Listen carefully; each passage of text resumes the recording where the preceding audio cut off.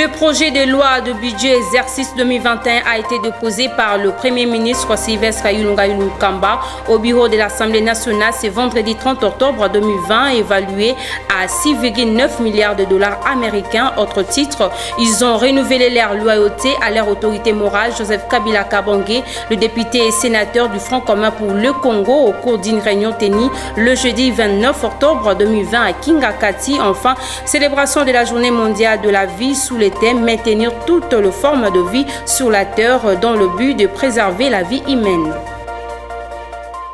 Mesdames, Messieurs, grande joie de vous présenter cette nouvelle édition du journal. Le Premier ministre Sylvestre Ilunga Ilunkamba, accompagné du vice-premier ministre, ministre du budget, a déposé ce vendredi 30 octobre 2020 le projet de loi de budget exercice 2021 au bureau de l'Assemblée nationale, évalué à 6,9 milliards de dollars américains. Selon Sylvestre Ilunga Ilunkamba, ce projet est réaliste car il bénéficie d'un appui de partenaires extérieurs. Suivez-les dans ses propos recueillis par Joël Nomakwei.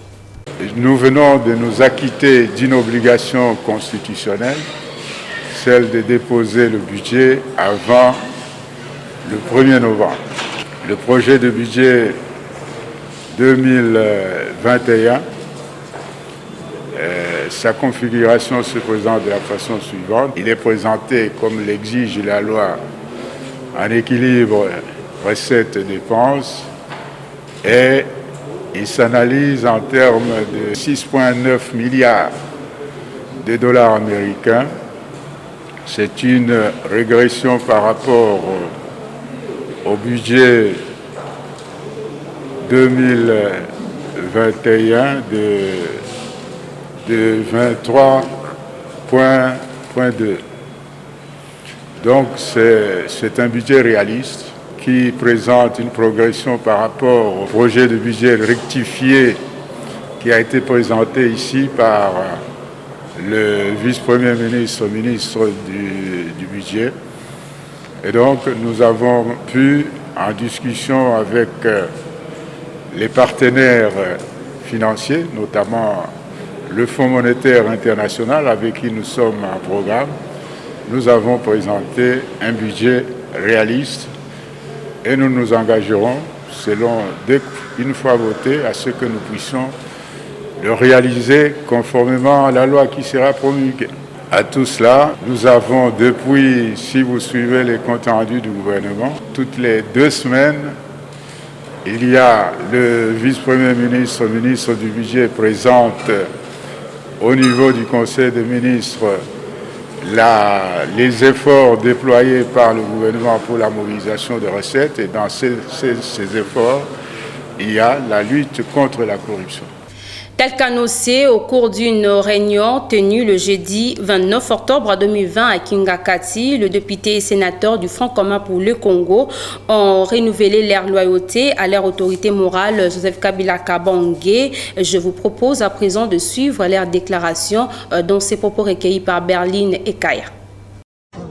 Nous, députés nationaux et sénateurs, membres du FCC, saisissons cette opportunité que nous offre la présente rencontre du parc de la vallée de Kingakati pour réitérer à vous notre autorité morale, son Excellence Kabila Kabange Joseph, notre soutien, notre fidélité et notre attachement indéfectible en ce moment crucial de l'histoire de notre très cher pays, la République démocratique du Congo.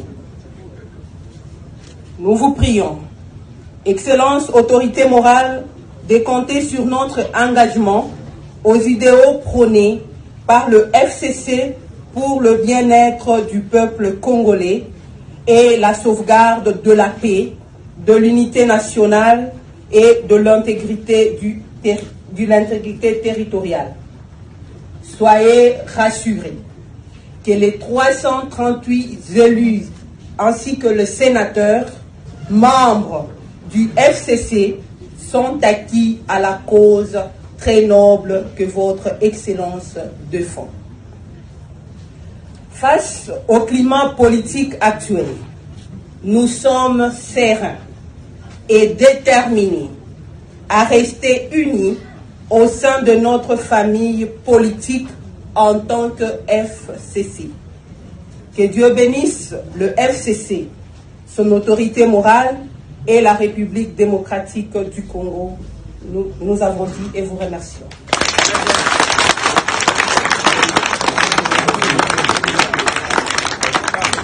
Aussi, une délégation de la SANEF, conduite par son président, Fred Netiabou, a rendu une visite le jeudi 29 octobre dernier à l'université La Salle au Congo, Kinshasa, ULCK, reportage de Franck Ouassanga et Grace Kawanga.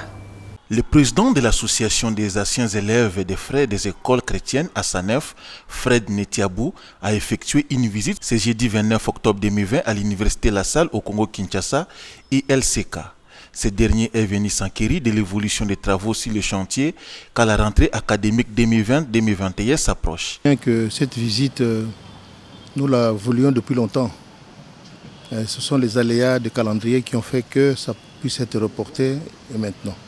Et nous avons saisi la première occasion qui s'offrait pour venir voir comment s'effectue l'œuvre. Nous ne voulons pas venir voir le bâtiment construit, les élèves déjà en classe, non. Dès le départ, entrer dans les chantiers et voir ce qu'il y a à faire pour essayer de donner notre toute petite contribution. Être proche des frères, renforcer cette proximité. C'est ainsi que le dernier acte que nous posons, c'est de créer des sections viables là où il n'y en a pas encore, pour que les frères se sentent soutenus. À l'Équateur, la SANEF n'est pas trop présente. Donc nous allons d'abord renforcer là-bas pour que le message soit porté partout, de la même manière, avec efficacité. Deuxièmement, en donnant nos contributions matérielles, morale, peut-être financière. Voilà, et donc par le plaidoyer, montrer que cette université-là doit aller de l'avant.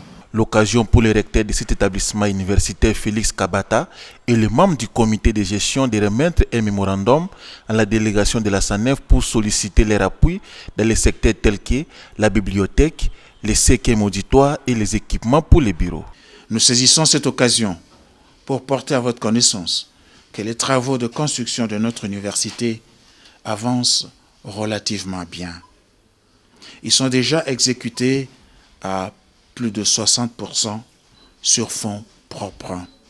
Cependant, beaucoup reste encore à faire. Qu'à cela ne tienne, nous aimerions solliciter auprès de votre autorité une assistance pour nous permettre de bien démarrer les activités dès le début de l'année académique 2020-2021, qui commence déjà, nous avons estimé, au 16 novembre 2020 à 8h30. Fred Netiabou, de son côté, a promis d'intervenir. De son côté, le ministre de la Santé publique, le Dr Etienne Longondo, a remis un des dons de l'UNICEF aux hôpitaux de Kinshasa. Ces derniers a remis le jeudi 29 octobre 2020 les intrants nutritionnels et matériels anthropométriques. Ginelle Pezo a signé ce reportage. Ce kit est composé essentiellement de réfrigérateurs, mixeurs électriques, cuisinières à gaz, bouteilles de gaz, bouillards, balances pèse-aliments, tout en plastique, armoires, tabliers de cuisiniers, bonnets à usage unique, désinfectants pour la vaisselle, balances, épaisse-bébé et autres. À en croire le Dr Bruno Bindanda, directeur du programme national de nutrition, ces dons de l'UNICEF par le biais du Pronanut visent la relance de la nutrition au profit des patients du Covid-19 de la clinique Ngalima, la clinique Quinoise, la clinique Diamant, HG Hospital, l'hôpital Saint-Joseph, le centre hospitalier Moncolé, l'hôpital Vigiana, l'hôpital de l'amitié sino-congolaise et l'hôpital militaire central de Kokolo. Du côté du ministre de la Santé, ce dernier a émis le vœu de voir la prise en charge des malades de la Covid-19 récitalisée dans les 10 hôpitaux. Le Dr Etienne Longondo a profité de remettre des brevets aux récipiendaires de la formation SCZS et des prestataires sur la prise en charge des patients Covid-19. Le ministère public a condamné le jeudi 29 octobre 2020 4 de détenus sur les 17 poursuivis pour avoir commis des infractions de vagabondage. L'audience foraine a eu lieu au commissariat urbain de la Gombe en présence du commissaire Hugo Mundelengolo. Témoin de cet événement, Suleiman Kalunga et Sarah Kindela. Ils étaient au total 17 jeunes hommes présentés le jeudi 29 octobre dernier au commissariat urbain de la Gombe que dirige le commissaire Hugo Mundelengolo en audience foraine par le ministère public pour des infractions de vagabondage. Cette opération musclée entre dans le cadre de la lutte contre le banditisme urbain à Kinshasa. En effet, après débat et réquisition du ministère public, sur les 17 détenus, 13 ont été acquittés et 4 autres écopent une peine d'1 année. Vu la loi organique numéro 13/011-B du 11 avril 2013 portant organisation, fonctionnement et compétences des juridictions de l'ordre judiciaire, vu le code de procédure pénale, vu les décrets rois souverains du 23 mai 1896 relatifs au vagabondage et mendicité, spécialement en ces articles 1er, 2e et 4e, le ministère public entendu dit non établi en fait comme on doit l'infraction de vagabondage et mendicité, mise à charge de tous les prévenus prénommés, les acquitte et les renvoie de fin de toute poursuite judiciaire sans frais. Mais les frais de la présence à instance à charge du trésor public. La présidente de chambre, Massé là et Ngouti a une position à l'État pour 1 année. L'État congolais a s'occuper de la ville. Prévu par le décret-loi du 23 mai 1896, modifié par le décret du 11 juillet 1923 en son article 4, qui stipule que toute personne se trouvant dans la loisivité et en se baladant dans la ville sans rien faire est passible de tomber à l'infraction de vagabondage. Le 30 octobre de chaque année est dédié à la Journée mondiale de la vie. Pour cette année, le thème choisi est maintenir toutes les formes de vie sur la Terre. En effet, ce jour vise à préserver la vie humaine. Suivez les explications dans ce reportage de Olivier Mawila. Maintenir toutes les formes de vie sur Terre, tel est le thème autour duquel l'humanité tout entière a célébré ce vendredi 30 octobre la Journée mondiale de la vie. Pour ce qui est de savoir la place de la vie sur le plan juridique, Maître Robert Kayenga Sungu explique. Dans la Constitution du 8 février 2006, l'article 16 commence par le premier alinéa qui dit « La vie humaine est sacrée, l'être humain est sacré ». Et puis l'alinéa dit « Toute personne a droit à la vie ». Et cette même disposition légale est reprise dans beaucoup d'autres instruments internationaux que la RDC a ratifiés. La Convention sur le droit de l'homme, toutes les autres conventions internationales que la RDC, et qui disent que la vie humaine est sacrée. La vie, c'est l'existence même de l'homme. Parce que sans la vie, l'homme ne peut pas exister. Et donc, puisque la Constitution reconnaît à tout le Congolais le droit à la vie, puisque la loi même dit que la vie, elle est même sacrée. Donc, ce qui est sacré, madame, c'est ce qui se rapporte à Dieu. C'est ce qui, quand on dit que c'est sacré, c'est-à-dire ça nous dirige directement vers Dieu. Parce que Dieu est le seul à être sacré aussi. Selon Maître Robert Kayenga Sungu, la vie est tout d'abord un droit pour chaque être humain. Et la vie madame, c'est le premier droit de l'homme, le tout premier droit de l'homme. C'est celui-là, la vie.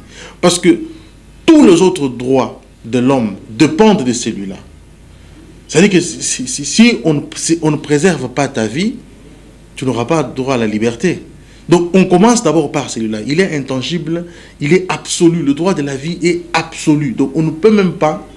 Déjà, je vous ai donné le soubassement d'abord biblique et je vous donne le soubassement constitutionnel qui veut que tout le monde ait droit à la vie. Par rapport à notre pays, avec l'avènement du chef de l'État, l'actuel, Félix Antoine Tshisekedi Tshilombo, il y a beaucoup d'avancées. Madame, je vais vous donner un exemple. Je vous parle en tant qu'avocat et praticien du droit. Vous savez que les cachots de l'ANR n'existent plus. Madame, vous, peut-être vous n'avez jamais, mais il y a des gens qui en parlent, les Gécoco et les autres. Mais nous, quand vous alliez à l'ANR, on ne vous recevait même pas comme avocat. Alors que la Constitution dit que toute personne a le droit de se faire assister quelqu'un de son choix. L'article 19 de la Constitution. Mais quand vous allez à l'ANR, on vous dit que vous ne pouvez pas assister les gens. L'ANR avait des cachots. Et dans quelles conditions on gardait des Congolais là-bas et on torturait les gens. Et ça, c'est connu. Ce n'est un secret pour personne. Quand on vous arrête à l'ANR, tout le monde... Si vous êtes dans votre famille, non, on a arrêté votre frère, il est à l'ANR, madame. Vous savez comment la famille réagissait? Même nous qui étions avocats, quand vous allez là-bas, on te chasse comme un malpropre. On ne reconnaît même pas vos droits. Mais aujourd'hui, tous ces cachots-là sont fermés. On retient pour l'essentiel, cette journée célébrée chaque le 30 octobre de l'année a pour objectif principal préserver la vie humaine. Dans le même registre, le pasteur Nicolas Moleko revient sur le souhait des dieux face à la vie humaine, suivi dans ses propos recueillis par Suleiman Kalunga. Pour la vie, la vision de Dieu est que tout le monde soit sauvé. Dieu ne souhaite pas la mort, ou bien la perte des gens, ou bien la perte de l'humanité.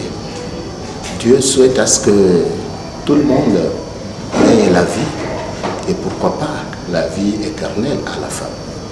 Parce que nous avons deux sortes de vies. Nous avons la vie sur cette terre d'homme. Nous vivons sur la planète Terre. Et selon les Écritures, il y a aussi une vie de l'au-delà, qui est la vie éternelle en Jésus-Christ. C'est ça le souhait de Dieu. Pour maintenir la vie sur toutes ses formes. En tout cas, moi, je connais un peu de la Bible. Je ne peux pas aller en dehors de mon métier, parce que vous m'avez bien appelé pasteur. Bon, je ne vois pas une vie qui doit être bien dirigée si c'est en dehors de la parole de Dieu. Une vie est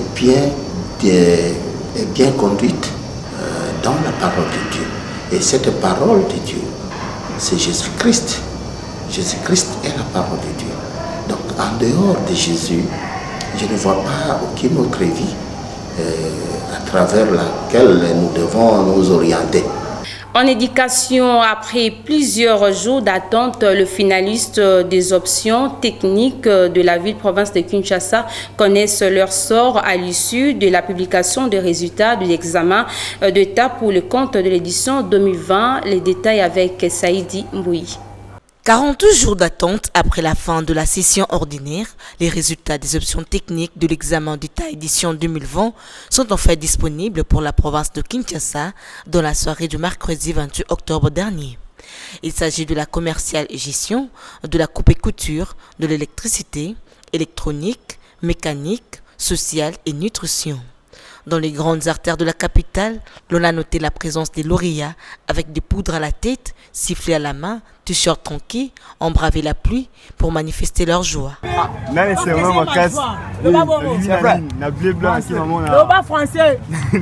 je vais parler. 64%. C'est belle mine, merci Seigneur, il m'a battu la maille. Abattu na bomi mutema na zela kaka na so pourcentage. C'est belle mine na sisi na tiki blanc. Na pour la université. Et ça là on peut bien. Là moi va mon à l'université na tangi po, na petit 12 ans. 12 ans au temps. Ça m'a battu na le na 6 places. Na remercier le gouvernement ya biso mboka. Surtout basali pour la vie na mingi parce que na vie na pour vendre kilo basali ate ba tout ta recette tout ça dépend des te ba chanson na ndao moi misali za la photo to ba kia pour organiser jeunesse na biso. La ville-province de Kinshasa compte 78% des réussites, soit 6% plus que l'édition 2019. Pour rappel, la session ordinaire pour les élèves de 6e des humanités s'est déroulée du lundi 7 au jeudi 10 septembre 2020. Clôturons ce journal avec cette information pour éclairer la lanterne pour ce qui est de l'affaire qui l'oppose à l'évangéliste Claude Kabundu Alessa. Le jeudi 29 octobre, l'évangéliste Kizamina Kibila a animé une conférence de presse pour montrer à la face du monde que cette affaire est une aventure de mauvais goût, suivez-les dans ses propos recueillis par Ginelle Pézon. Le pasteur Kabundu Alessa a mis sa photo. Oui, la photo, une photo de la date de Maka. Et la carte photo est bini, c'était le 5 décembre 2016. Et frère a confirmé que exactement c'était au mois de décembre. Alors on m'a rappelé que pendant tout ce temps-là, on a avec la Kinshasa. Dieu merci, on a joué un passeport, on a la fouillé, on a retourné le passeport, on a eu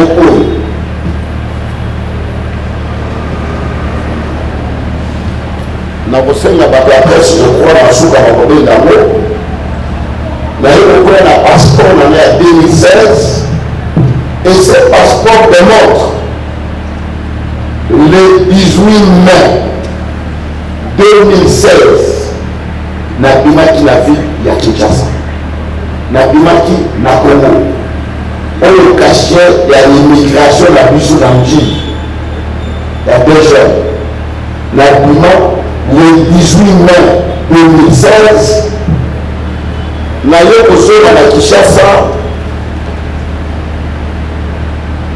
le 27 février 2017, cachet Yangouli. Na yo kosola na Kinshasa le 27 février 2017. Ça dit que 9 mois, naza na libanda ya mboka. On a évité de dans le mois de décembre, le 5 décembre, quand vous allez chacun na Safari Beach, là, on a multiplié, la zone de Kinshasa, on a pêché un modèle de poison pour attirer le communalisme. Pour dire que c'est du mensonge,